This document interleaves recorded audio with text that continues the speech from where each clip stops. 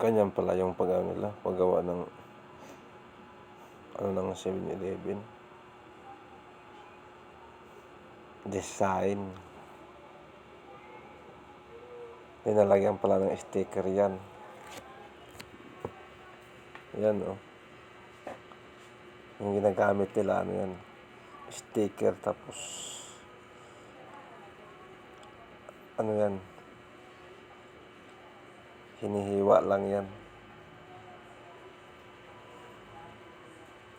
Yan, natapos na. Pero yung ginagamit nila na pang dikit yan, o yung pang pinupunas, yan, shampoo. Pero siyempre, bago yan yung sticker na yan, malagkit yan. Ayan, yung pa. May pangalan yan, pero nabura na. Ayan. Linaga na yung iba. Tapos nalagyan. Nakita sa taas.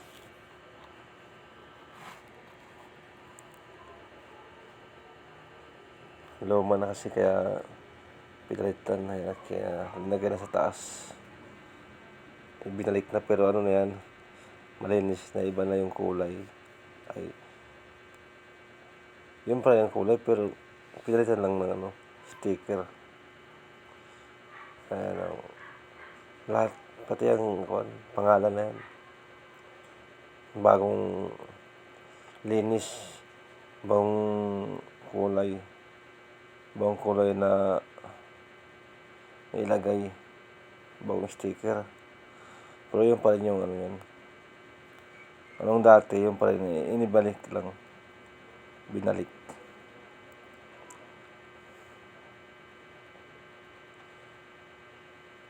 Madalas pala yan binabalik. Sinakaran, lininis lang yan nila. So yan, pinalitan lang din ng kulay, sticker.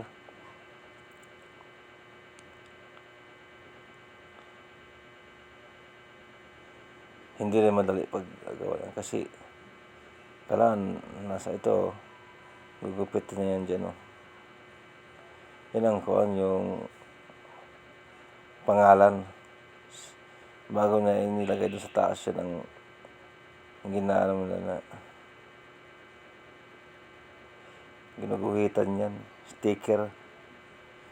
Ngayon, pag natapos yan, pangalan 7 yan, 7. Pag natapos,